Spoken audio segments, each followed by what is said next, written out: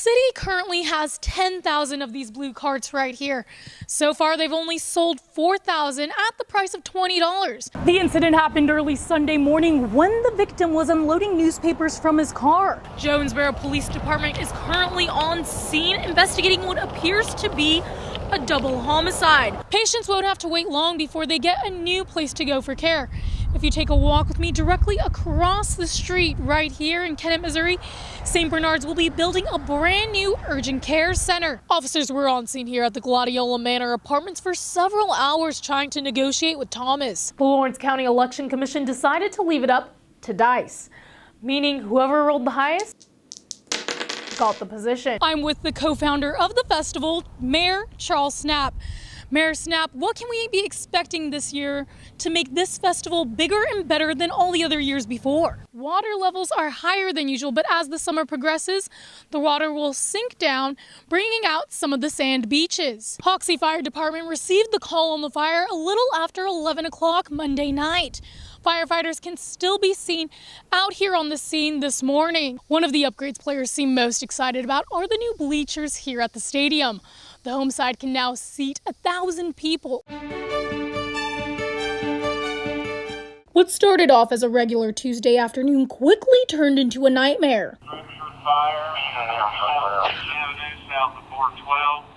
Structure fire, south 6th Avenue. In the middle of our interview on dry weather conditions, Paragould Fire Chief Kevin Lang stopped our interview to respond to a dispatch call. The department received the call shortly after 1 o'clock this afternoon and were on scene within 5 minutes. A field south of Highway 412 and 6th Avenue in Paragould was engulfed in flames. The fast-spreading flames left many residents worried. As soon as I walked out, there was smoke. It started smoking, and within 2 minutes, it was like huge. It was flames everywhere, and I don't know if it's hit my house or not, but I hope not, because we don't have anything anyway. But due to the strong winds, the fire spread across the 50 to 80 acre Miscanthus field and even created some spot fires across the city, including a structure that was filled with propane tanks. The Paragould police joined the fire department on scene to ask nearby families to evacuate. Chief Lang says on scene they had one priority: to keep the home safe. We knew we weren't going to put it out. We were trying to protect the structures in its path, but I think we were able to keep the houses from actually catching on fire. Some siding that's melted off, a few vehicles that are damaged that was close to it. Luckily, to what I understand, maybe if any injuries at all, pretty minor. Lang says it will be hard to determine the cause of the fire. The fire was kind of in the middle of the field. It wasn't on an edge.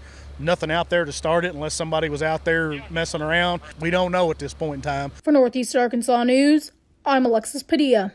In just a couple seconds, this door is going to open and we will see what we're going to get. I just want to know he's safe, mainly. I want to know he's okay and that Hunter still doesn't have him. For months, Rachel Tyre has been searching for answers about her dog, Ollie. Back in August, Tyre gave Ollie to Hunter Nelson, the owner of 4-legged retrievers, for training. A 4-week stay turned into 11. Then Tyre says she received a message from Nelson that Ollie was bitten by a snake. Early Wednesday morning, I was supposed to pick him up from Corning area, from what I understood, and at like 3 o'clock in the morning, he texted me and said, no, Ollie didn't make it through the night. Nelson told Tyre he buried Ollie that night, but he has not been able to give her documents from the vet. What makes this even more strange is Tyre says she never knew where Ollie was being trained. He wouldn't give me his address. He wouldn't give me crucial information about my dog. Monday, Tyre decided to share her experience with Nelson on Facebook, and it went viral. Aaron Winningham saw the post and says the same thing happened to his dog Moose back in May. I thought it was just a bad luck thing, and after seeing all this, bad luck don't happen to that many people at the same dog trainer. Tyre has received dozens of messages from dog owners who had bad experiences with Nelson, but Winningham's stood out. People say they got their dogs back and they weren't trained, or they were malnourished, or they had heartworms. All these different cases. And then when I had somebody text me identical words from Hunter, it looked like he copied and pasted the text. When I saw that, I really, my heart just dropped. Winningham is still searching for the truth about Moose, wondering if he did die or if he was sold. If he did go to a home with, say somebody's got a 6-year-old kid and he's been with them for the last 6 months, I couldn't take that dog back from somebody, do the same thing that happened to me. I couldn't do that. In the meantime, both dog owners are teaming up with others to take legal action. What we have are evidence and things like that, people coming forward in their statements, it'll bring a bigger impact, and I think it'll be more of a criminal case. For Northeast Arkansas News, I'm Alexis Padilla. Right off the bat, Brooklyn annexation, 71% of the votes went against it. How are you feeling this morning, Dan? I'm grateful. It's a good day. At 63 years old, Dan Ring has a morning tradition. He laces up his shoes and goes for a run along Highway 49. He is more than a runner.